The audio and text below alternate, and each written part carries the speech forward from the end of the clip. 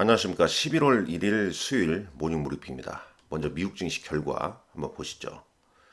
핀비즈닷컴에서 보겠습니다. 다우지수, 나스닥, S&P 이틀 연속 상승세로 마감했습니다. 그러나 미국 증시, 특히 이제 S&P 500 지수 기준으로는 3개월 연속 하락 마감했죠. 2020년 이후에 3개월 연속 하락은 이번이 또 처음이라고 합니다. 다우지수는 123포인트, 0.38% 올랐네요. 나스닥 지수는 61포인트, 0.48%, S&P 500 0.65% 상승 마감했습니다. 여기 잠깐 볼까요? 자, 오늘 이 중요한 건 저는 개인적으로 이 변동성 지수인 VIX가 또 예상보다 또 많이 빠졌죠. 오늘 이제 하락폭, VIX의 하락폭을 좀 보게 되면 상당히 좀 변동성이 좀 크게 나오고 있음을 바로 우리가 알 수 있죠. 8.15%를 급락했습니다. 8.15%. 여기다 잠깐 200일선을 좀 넣어보겠습니다. 200일선 한번 넣어보죠.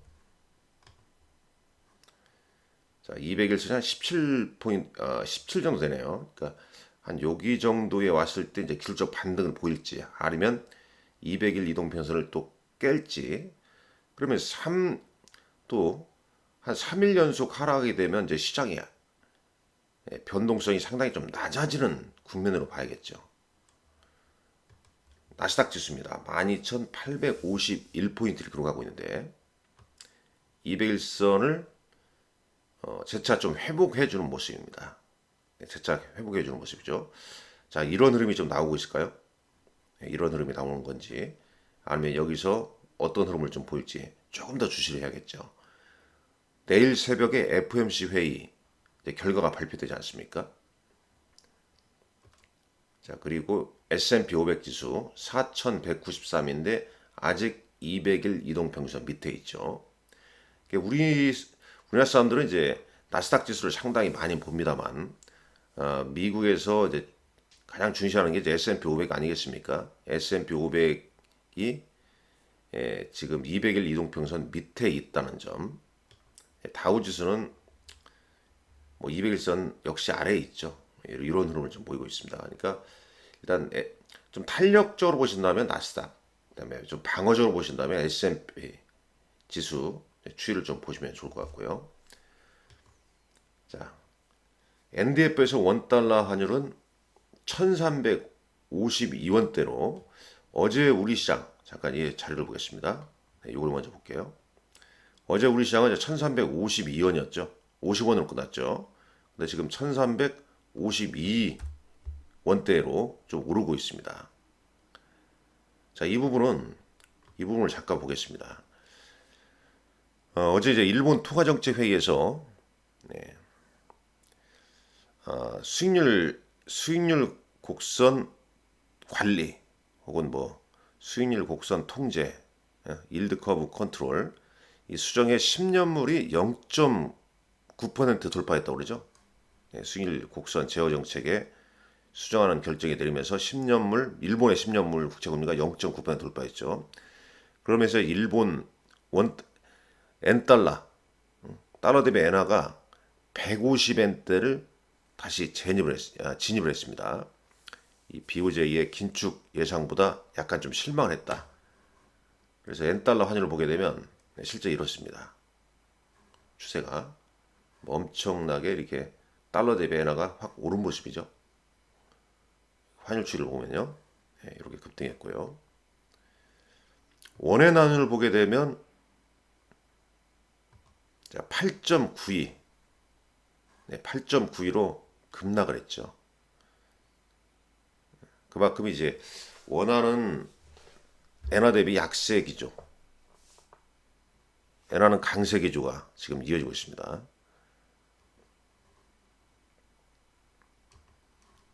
자, 그런 내용이 좀 있고요. 여기 말씀드린 대로 10년물 국채 수익률은 4.87% 하락 마감했는데, 하락 마감한 게 아니고 4.87대로 끝났죠. 이 부분에 대해서 이제 미국 재무부의 4분기 차익 금액에 대한 추정치가 낮춰지면서 주식시장의 압박을 좀 덜하고 이 채권 시장이 좀 반등한 영향 아니겠냐. 아울러서 중국의 10월 이 PMI, 이 제조업 지수가 예상치보다 더 안 좋았죠. 그래서 이제 또 경기 위축 이런 부분이 10년물 국채 수익률을 보합으로 좀 이끌었다. 또한 중요한 건 국제 유가가 배럴당 81달러대로 하락을 했다는 겁니다. 자, 이 부분도 여기서 한번 보시죠. 트레이딩 이카노미스닷컴 보게 되면요. 그럼 거의 이스라엘 하마스 전쟁 시작되면서 올랐던 흐름을 완전히 전쟁 이전 수준까지 지금 WTI 원유 선물 같은 경우는 내려 있음을 볼 수가 있겠습니다. 그 이유 중에 하나는 또 중국의 이 PMI 지표가 예상외로 좀 안 좋았죠. 그래서 이제 수요 둔화 뭐 이런 부분도 상당 부분 좀 작용을 좀 했다라고 나오고 있습니다. 시장 전망은 내일 FOMC 회의에서 정책 금리를 기존 5.2에서 5.5%로 동결할 것으로 보고 있죠. 이렇게 볼 수 있겠고, 자 미국 업종을 보시죠. 업종 보게 되면 일단 S&P 500 맵 보면서 말씀드릴게요. 먼저 여기를 좀 읽어보죠. 메가캡은 애플이나 마이크로소프트. 일단 또 내일 새벽에 애플 실적도 발표합니다. 실적 발표 하루 전에 0.28% 올랐습니다. 애플의 이제 실적이 또 어떤 영향을 좀 미칠지 그 부분을 좀 잘 따져봐야 할 것 같고요. 엔비디아는 한 1% 가까이 하락했죠. 이 바이든 행정부의 수출 규제로 이 중국에서 수십억 달러 규모의 주문이 좀 취소될 수 있다. 그런 이제 보도가 나오면서 한 1% 가까이 약세를 좀 보였고, 정규 시장에서 AMD는 2.41% 상승했습니다만 시간에서 이제 실적 발표 후에 지금 현재 8시 6분 기준으로 한 4%대 조정을 좀 받고 있습니다. 인텔 2.27 올랐고, 그다음에 퀄컴, AM 다른 반도체들 상승했죠. 어제는 차량용 반도체주가 온세미컨덕터 때문에 하락했는데 오늘은 좀 반등 주어졌고, 온세미컨덕터는 오늘도 4% 넘게 하락을 했습니다. 소프트웨어 관련주 오늘장 상승 주도했고, 금융주도 올랐습니다. 테슬라 1.76% 어제 급락. 이 테슬라가 어제 7% 넘게 하락하면서 우리 시장 2차전지에 크게 영향을 주지 않았습니까? 악재로 작용했죠. 좀 너무 과도한 하락이죠. 우리나라 2차전지 관련주가 이틀 전에는 또 올랐다가 어제는 테슬라 소식 때문에 급락했다가, 그럼 오늘 또 어떻게 된 겁니까? 오늘 테슬라 1.76 오른 게 어제 이제 이 파나소닉발 이 배터리 생산 감축 뭐 이런 소식이 아니었습니까? 근데 오늘은 이 자율주행 기능 있죠? 오토파일럿. 요게 이것과 관련된 이 사망 사고로 제기된 첫 민사소송에서 승소했습니다. 그 소식에 이 테슬라가 1.76% 올랐다. 그런 얘기가 되어 있고, 자, 헬스케어는 일라일리가 2%, 암젠 실적 발표에 하락했고요. 그 다음에 이제 그 산업재에서는 이제 캐터필러가 6% 하락했습니다. 보잉이나 방산주 상승, 이런 모습을 좀 보여줬습니다. S&P 500 매수 한번 볼까요? 빈비닷컴 통해서 한번 다시 한번 보겠습니다. 자, 그렇다면 우리가 테슬라 주가를 한번 잠깐 볼까요? 여기서. 자, 여기서 한번 볼게요. 해외 시총 상위 종목군들 차트 함께 한번 보시죠. 자, 테슬라입니다. 1.76% 올랐죠. 근데 어제 급락하고 7% 넘게 하락했다가 오늘 양봉. 아직 이 바닥이 완전히 확인됐다 보기에는 좀 신뢰도가 좀 약합니다. 물론 계속 좀 추이를 좀 따져봐야 할 것 같고요. 그 다음에 이제 뭐 AMD 시간에서 한 4% 이런 모습인데 시간에서는 좀 약세를 보이고 있습니다. 이 현재가를 한번 잠깐 보시죠. AMD. 네, 시간에 보시게 되면 지금 3.74% 네, 하락 중에 있습니다. 인텔은 어떤가? 반도체주.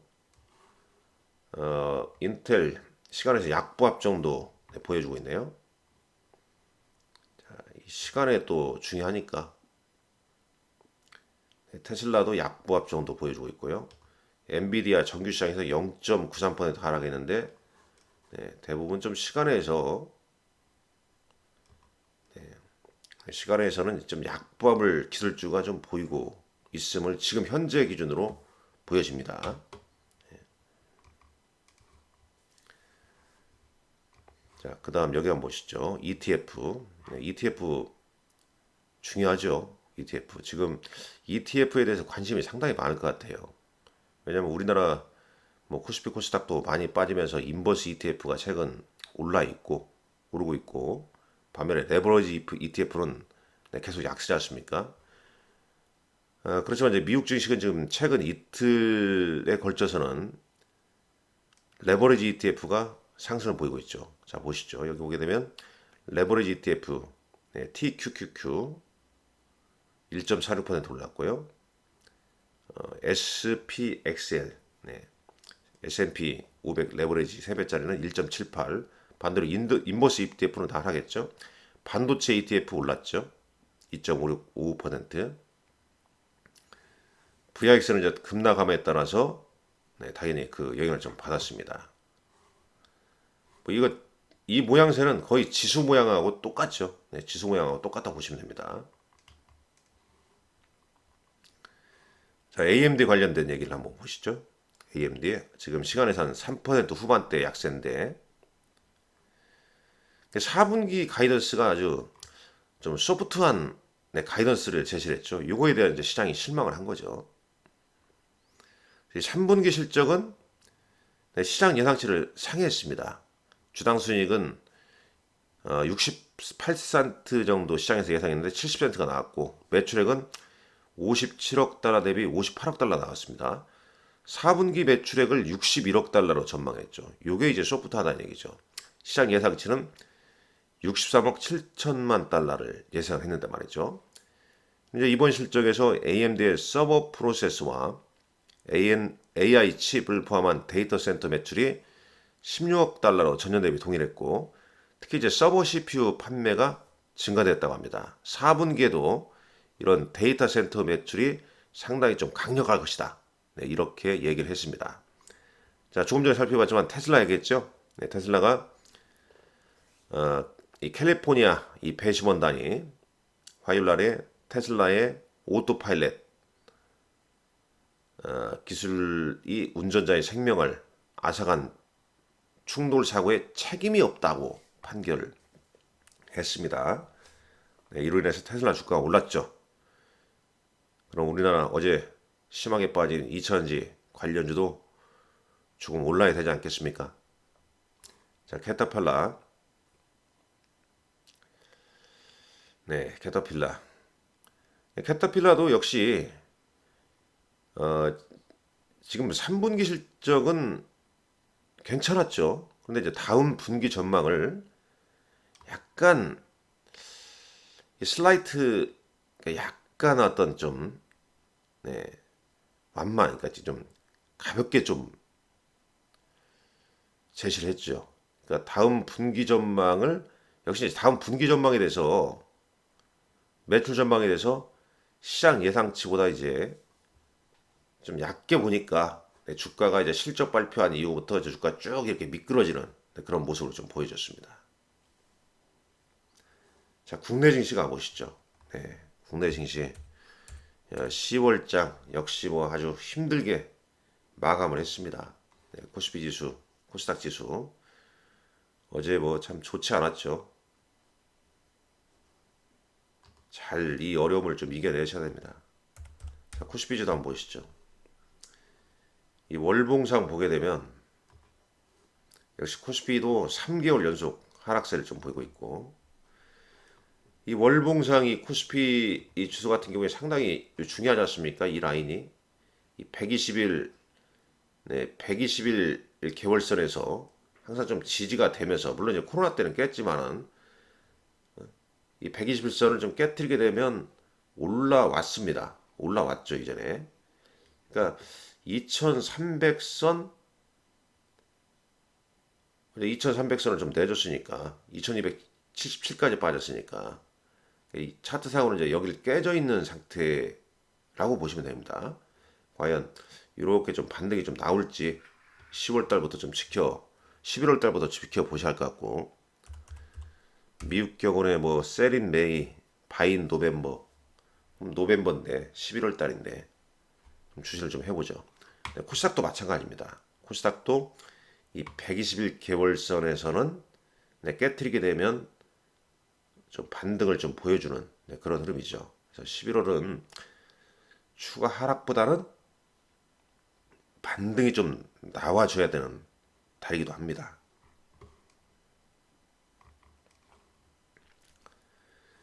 자, 네, 어제 시장 뭐 말씀 안 드려도 아시죠? 네, 외국인들 계속 네, 우리 시장 팔아대고 있고, 기관도 팔았고, 코스닥 시장은 한 3일째 3거래일 연속 조금 사다가 어제 한 방에 많이 팔고, 기관도 역시 네, 그런 패턴이었죠. 수급이 꼬여 있기 때문에 이 시장 자체가 상당히 좀 어려운 겁니다. 예, 그리고 떨어질 때 탄력이 너무 세게 떨어진다는 거죠. 조금 뭔가 악재 나오면 그냥 매도에 일관하고 있죠. 이 코스피 지수 어제 차트고요. 네, 코스닥 네, 차트입니다. 특히 이제 코스닥은 이 테슬라 급락 여파 그 영향이 이제 이 파나소닉발 전기차 우려감 아니겠습니까? 이게 좀 과도하게 좀 작용을 했다. 뭐 특히 이제 시총 상위에 이천지 양극재, 이천지 관련주가 많기 때문에 이런 게 이제 빠지니까 코스닥 지수가 2.78% 급락을 보여준 거죠.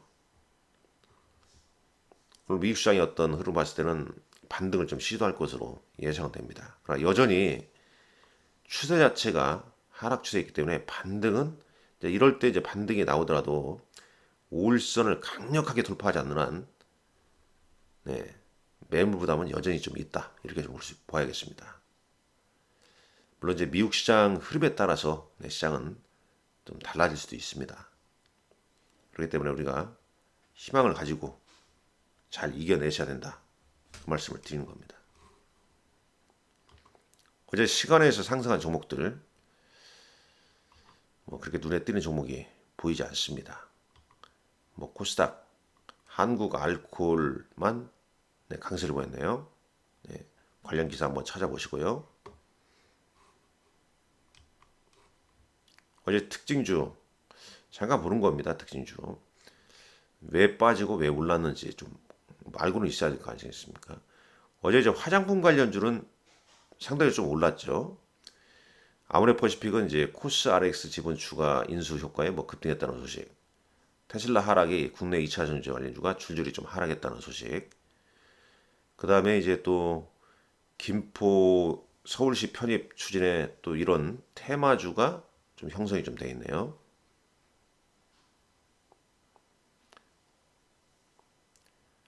어제장 외국인은 거래소에서 LG 생활건강을 가장 많이 샀죠. 그다음에 기관은 뭐 이런 종목군들이 좀 포함되어 있습니다. 근데 어제 외국인 기관 양매도를 다 벌였었죠. 자, 코스닥 시장에서는 외국인은 이오테크닉스, 기관은 글로벌 텍스프리, 대부 시스터즈를 순매수를 했습니다.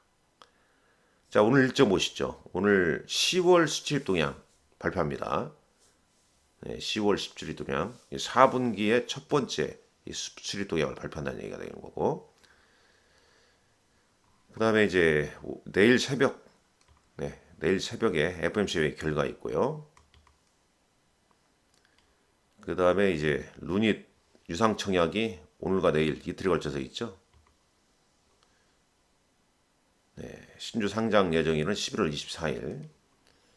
그 다음 토요타, 퀄컴, 에어비앤비 실적 발표가 있는데 애플 실적이 발표한다고 보시면 됩니다. 애플 실적 내일 새벽으로 알고 계시면 됩니다. 이렇게 쭉 미국 증시와 국내 증시를 살펴봤습니다. 지금 미국 증시를 분석하는 게 상당히 좀 중요하다고 저는 봅니다. 먼저 미국 증시에서 바닥에 대한 신호가 나오게 되면 국내 증시는 그 영향을 받게 되는 겁니다. 그렇기 때문에 미국 증시를 계속 꾸준하게 좀 분석을 하는데 더 좀 중심을 좀 두어야 되지 않겠냐 하는 생각을 하게 됩니다. 오늘도 여러분들 건승하시고 화이팅 하시고요. 감기 조심하시기 바랍니다.